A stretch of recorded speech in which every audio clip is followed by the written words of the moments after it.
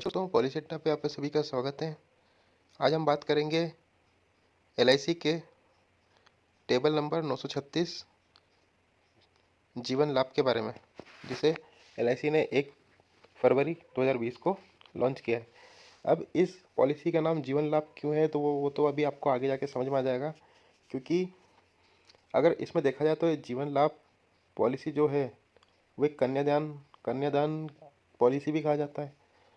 इसमें बहुत सारे बेनिफिट्स होते हैं, तो हम इसे आगे समझते हैं कि इसे कन्यादान पॉलिसी क्यों कहा जाता है, ये फ्यूचर में कितना हेल्पफुल हो सकता है, इसके बारे में हम आज बात करते हैं।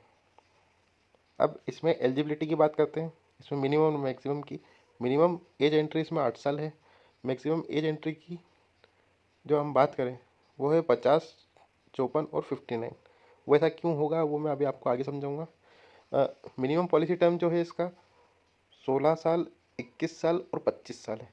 ऐसा क्यों है? क्योंकि यदि आप मिनिमम 16 साल का पॉलिसी टर्म लेते हैं तो आपको 10 साल का ही प्रीमियम पे करना होगा। 21 साल का अगर आप मिनिमम पॉलिसी टर्म लेते हैं तो आपको 15 साल ही पे करना होगा, और अगर आप 25 साल का अगर टर्म प्लान लेते हैं तो आपको 16 साल ही पैसा भरना होगा। इसलिए मैं कह रहा था कि इस पॉलिसी का नाम जीवन लाभ रखा गया है, जो कि एलआईसी पॉलिसी की बेस्ट पॉलिसीज़ में आती है। इसका जो मिनिमम सम एश्योर्ड है वो 2 लाख है। प्लस अगर आपको 2 लाख से ज़्यादा चाहिए तो 10,000 के मल्टीप्लायर में आप ले सकते हैं इसे। और मैक्सिमम सम एश्योर्ड की कोई लिमिट नहीं है। मैक्सिमम मेच्योरिटी एज है 75 ईयर्स। अब इसमें हम राइडर्स की बात करते हैं। Accidental death and disability benefit rider और एक्सीडेंटल बेनिफिट राइडर, इसमें आप किसी एक राइडर का चुनाव कर सकते हैं। ये बेनिफिट्स जो होते हैं, राइडर्स जो होते हैं, ये एक्स्ट्रा बेनिफिट्स के लिए होते हैं। आप इसे एक्स्ट्रा प्रीमियम पे करके आप इन राइडर्स का चुनाव कर सकते हैं। इसमें जो दूसरे नंबर पे आता है वो है प्रीमियम वेवर बेनिफिट राइडर, तीसरा है क्रिटिकल इलनेस बेनिफिट राइडर और चौथा है टर्म इंश्योरेंस बेनिफिट राइडर। अब इसमें एक खास बात यह है कि अगर आप प्रीमियम वेवर बेनिफिट राइडर लेते हैं, अगर आप अपने बच्चों के लिए पॉलिसी लेते हैं, तो इसमें सबसे अच्छा बेनिफिट ये मिलेगा कि अगर पॉलिसी होल्डर के साथ किसी भी तरह की कोई दुर्घटना हो जाती है तो इसमें नॉमिनी को इसमें पैसा पे करने की ज़रूरत नहीं है।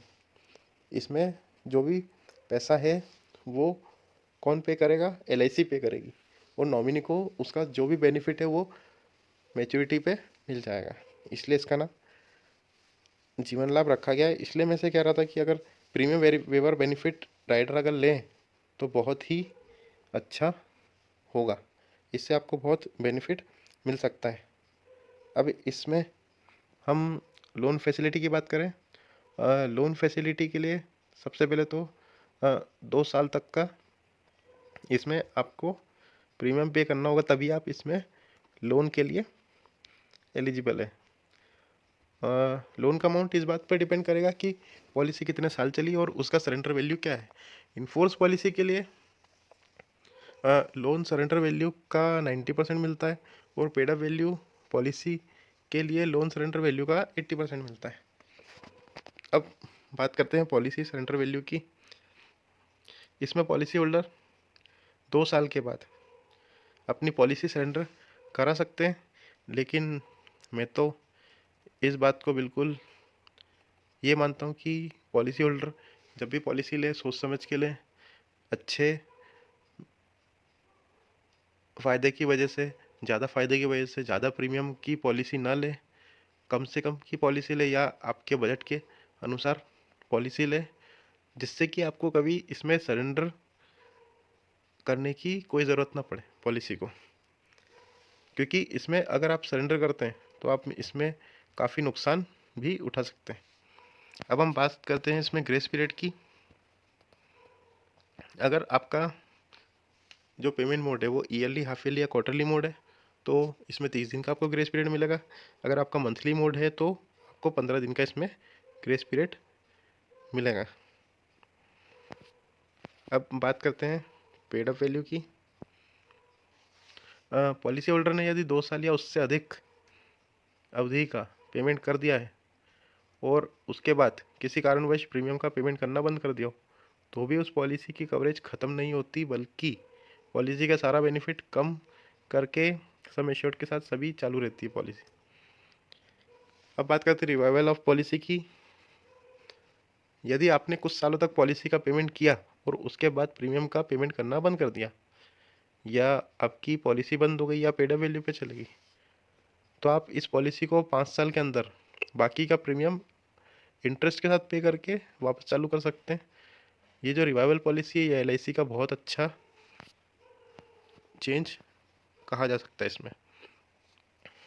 अब बात करते हैं settlement options for maturity and death benefit की। इस पॉलिसी के अंदर मैच्योरिटी और डेथ बेनिफिट लेने के लिए 2 ऑप्शन अवेलेबल है। पहला है लमसम पेमेंट, जिसमें मैच्योरिटी या डेथ बेनिफिट का पेमेंट एक बार में ही हो जाता है। LIC एक साथ पूरा पैसा पे कर देती है।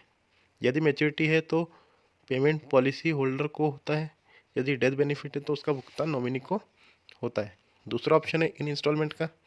इसके अंतर्गत बीमा धारक चाहे तो मैच्योरिटी या डेथ बेनिफिट के पेमेंट को 5, 10 या 15 साल तक मंथली, क्वार्टरली, हाफ ईयरली या ईयरली इंस्टॉलमेंट के रूप में ले सकते हैं। वो चाहे तो पूरे अमाउंट को इंस्टॉलमेंट में भी ले सकते हैं, या चाहे तो कुछ हिस्सा लमसम में और कुछ हिस्सा इंस्टॉलमेंट में ले सकते हैं। इसका चुनाव पॉलिसी होल्डर करते हैं। अगर पॉलिसी होल्डर माइनर है, उसकी उम्र 18 साल से कम है, तो वो नहीं कर सकता। 18 साल से अगर ऊपर है नॉमिनी की एज, तो वो कर सकते हैं। लेकिन इस बात का ध्यान रखिए कि पॉलिसी होल्डर के जीवित रहने तक पॉलिसी होल्डर या 18 साल से ऊपर का नॉमिनी इसमें चेंज कर सकता है, क्योंकि उसके बाद अगर पॉलिसी होल्डर को कुछ हो जाता है तो इसमें नॉमिनी के पास कोई ऑप्शन नहीं है किसी भी तरह का इसमें चेंजेस करने का। अब बात करते हैं इसमें इनकम टैक्स बेनिफिट की। इस पॉलिसी के अंदर जो प्रीमियम का पेमेंट होता है वो इनकम टैक्स के सेक्शन 80C के अंतर्गत एग्जेम्प्टेड है, या जो मैच्योरिटी या डेथ बेनिफिट के रूप में जो अमाउंट पेड होता है वो इनकम टैक्स के सेक्शन 10D के अंतर्गत कम्प्लीटली टैक्स फ्री होता है। अब हम इसे एक छोटे से एग्जाम्पल के रूप में समझते हैं। जैसे मिस्टर मनीष ने इस पॉलिसी को 20 साल की एज में लिया, सम एश्योर्ड 2 लाख का है। पॉलिसी टर्म अगर वो 25 साल का लेते तो उनका PPT पेइंग पॉलिसी टर्म होगा 16 साल।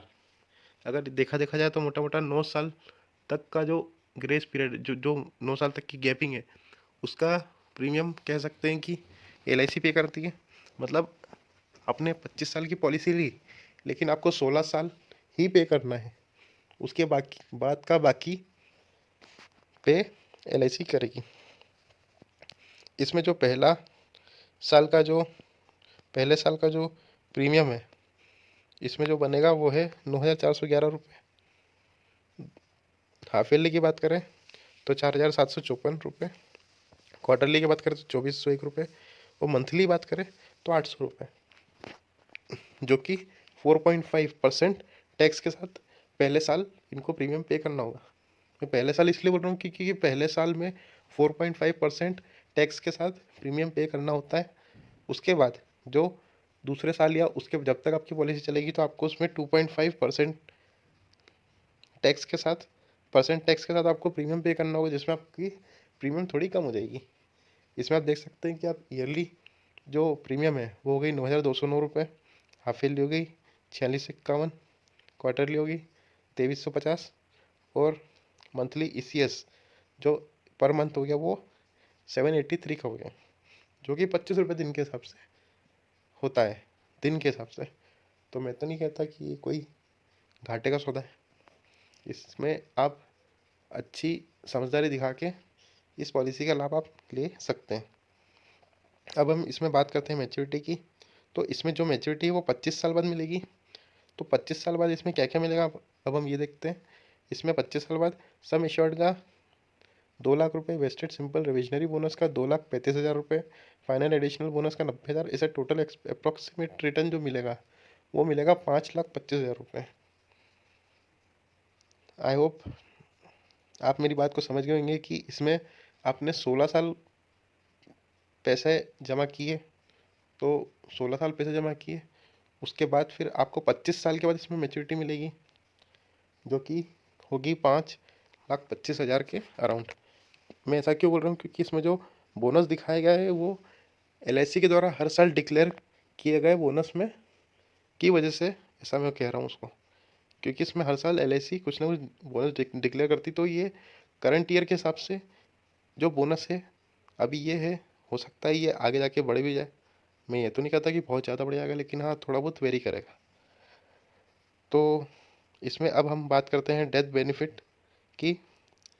अगर पॉलिसी होल्डर को अगर कुछ हो जाता है तो इसमें नॉमिनी को सम एश्योर्ड का 2 लाख रुपए प्लस अगर वो 2 साल से ज़्यादा चली हुई पॉलिसी है या बहुत साल तक उसका प्रीमियम पे होता रहा है तो उसमें wasted simple revisionary bonus plus final additional bonus के साथ उनको पूरा पेमेंट कर दिया जाएगा। लेकिन इसमें बोनस जो है वो उस बात पे डिपेंड करेगा कि इसमें कितने साल तक प्रीमियम पे किया है पॉलिसी होल्डर ने।